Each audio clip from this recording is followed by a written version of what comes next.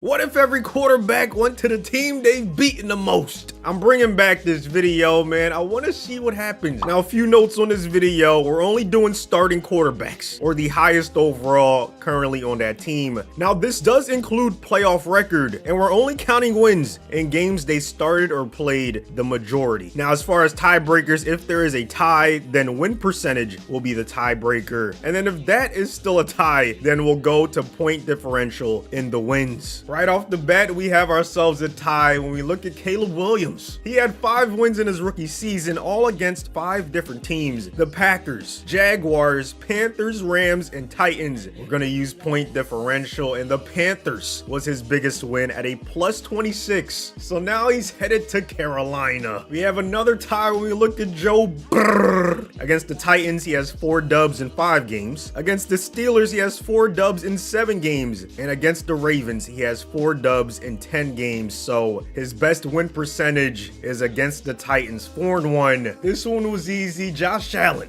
has 13 wins over the Dolphins in his career. The rookie Bo Nix has 2 wins, 0 losses against 1 team, and that's division rival Las Vegas. Jameis Winston was having a blast during Super Bowl week, just living it up in New Orleans. And I guess he really loves the South because he has 5 wins against the Falcons. So he's headed to ATL. Baker Mayfield used to cook against the Cincinnati Bengals when he was in the AFC North, 6 wins over that team. So they lose Burrow, but they get Mayfield in return. The speedster Kyler Murray has 4 wins over San Francisco, most against any team in his career, so he's going to the Niners. Justin Herbert has 6 wins against a division rival, the Raiders, for the 2nd time getting a new QB1. But at least they've been able to slow down one quarterback in their division. 3-time Super Bowl champion Patrick Mahomes is headed to Denver. 13 wins over the Broncos.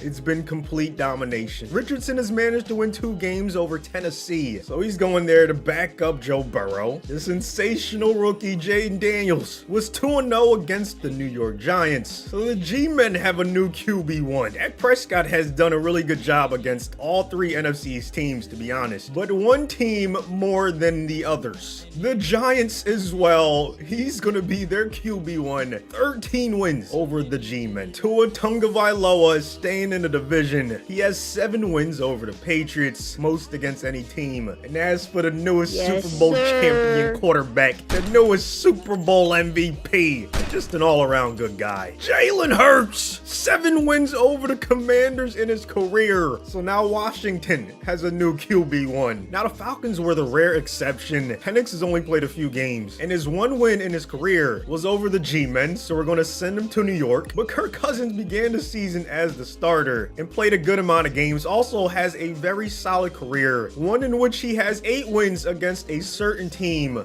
and that's the Detroit Lions. So he's going to be their new quarterback. Brock Purdy has 5 wins over Seattle in his career, so he's now going to start for the Seahawks. The Giants, Drew Lock, has 2 wins over the Chargers, most against any team, so he's headed to Los Angeles. Trevor Lawrence has 5 wins over a division rival. Indianapolis is where he's going. You should already know this one if you've watched his career. Aaron Rodgers has 24 wins over the Chicago Bears, so now he's their new starter. Jared Goff has 9 wins against a former division opponent, the Arizona Cardinals, so that's where he's going to be for this video. Jordan Love staying in the division. He has 3 wins over Chicago, so he's actually going to start ahead of Rodgers. Bryce Young has done pretty well against a certain team. That team is, of course, division rival Atlanta. 2 wins over them. He's headed to ATL. Now we're headed to New England to look at Drake May. This one deserves a little bit of an explanation, but before that, can you guys like the video? Maybe we can get to like 40 likes or even 22. That would be nice. So he has 1 win in a game he played from start to finish. The promising young quarterback is headed to Chicago. Minshew Mania has done pretty well against the team in his former division, the Tennessee Titans. 3 wins over them. Matt Stafford used to wreak havoc havoc on an NFC North opponent. You're looking at it, man. The Chicago Bears, he has 12 wins over them in his career. Lamar just has the Bengals number. 10 wins over them in his career. Cincy is going to have him as their starter. Derek Carr has 11 wins over the Denver Broncos, so that's where he's headed. Geno Smith has 6 wins over a current division opponent. That's the Arizona Cardinals. He's moving down south. I don't think people remember just how good Russell Wilson was when he was in Seattle, man. He has 18 wins over the San Francisco 49ers. We have a tie with CJ Stroud. He has 3 wins against the Colts and the Jags, all in 4 games. So you have to use point differential. He beat the Colts by a total of +9, and he beat the Jags by a total of +27. So we'll see how Jacksonville does with this young quarterback. Another tie with Will Levis. He has 4 wins in games he played from start to finish, all against 4 different teams. So once again, we're using point differential. He won by 5 against ATL, 7 against Carolina, 1 against Miami, and then 5 against Houston. So as you can see, quick maths, he's headed to Carolina to be one of their new quarterbacks. And last but not least, Sam Darnold has 2 wins over 11 teams in games he completed from start to finish. The only team he beat twice and never lost to, believe it or not, is his former team,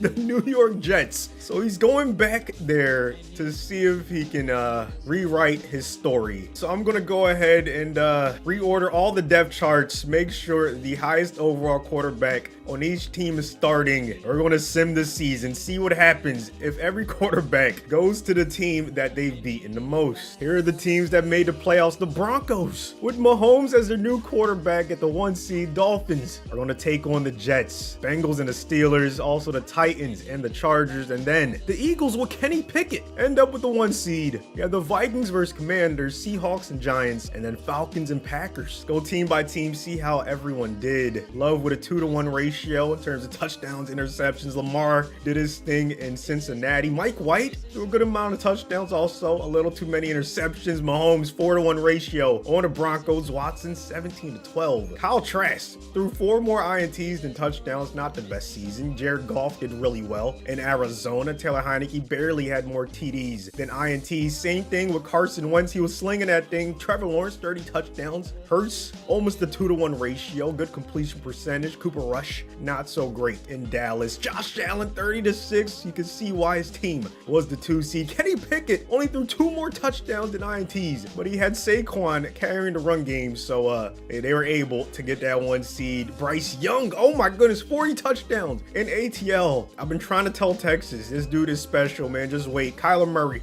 35-17 ratio in San Fran. Dak with a decent season in New York. Stroud really well in Jacksonville. Darnold 36-10 ratio back in New York. That's the Darnold they wanted when they first drafted him. Cousins maybe a little washed, okay? Didn't have the best season in Detroit, unfortunately. Malik Willis did his thing in Green Bay. Caleb, you know, he's a rookie, so those interceptions were just gonna look past it. Tua Tagovailoa should have took better care of the football. Herbert, I was expecting better numbers, not gonna lie. Garoppolo threw a lot of touchdowns, also turned it over a bunch, but PJ Walker has the worst stat line so far. For anyone saying Lamar, you know, is not MVP caliber, I mean, what else do you need to see, okay? Spencer Rattler, though, on the New Orleans Saints. Purdy took care of the football. He deserves more respect, in my opinion. Justin Fields had an okay season for the Steelers. Same with Davis Mills in Houston. Joe Burr had a 3-to-1 ratio in Tennessee. JJ McCarthy looked really good in Minnesota. Here are the league leaders. Lamar had the most passing yards. Mike White was second. Mahomes third. Garoppolo, and then Darnold. Not too many guys threw for over 4,000. Most touchdowns went to Mahomes and Bryce Young. And Lamar and Garoppolo tied for third with 39. McCarthy right behind him. Wentz in the top 10.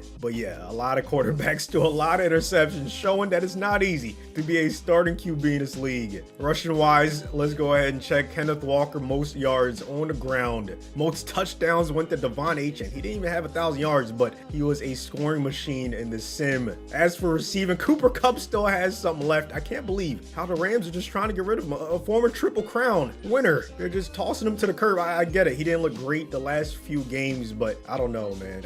Hey, I think he still has something left in the tank. Jalen Waddle, the most receptions in the League Cup in the top 3. And then he had the most touchdowns. So he had 2 out of 3. Almost had another triple crown in the sim. As for defense, most tackles, Devin Lloyd. Bentley right behind him, along with Shaq Thompson. Most tackles for a loss, Justin Simmons, Hutchinson, Jones, and Von Miller. Most sacks, Chris Jones, tied with Rousseau.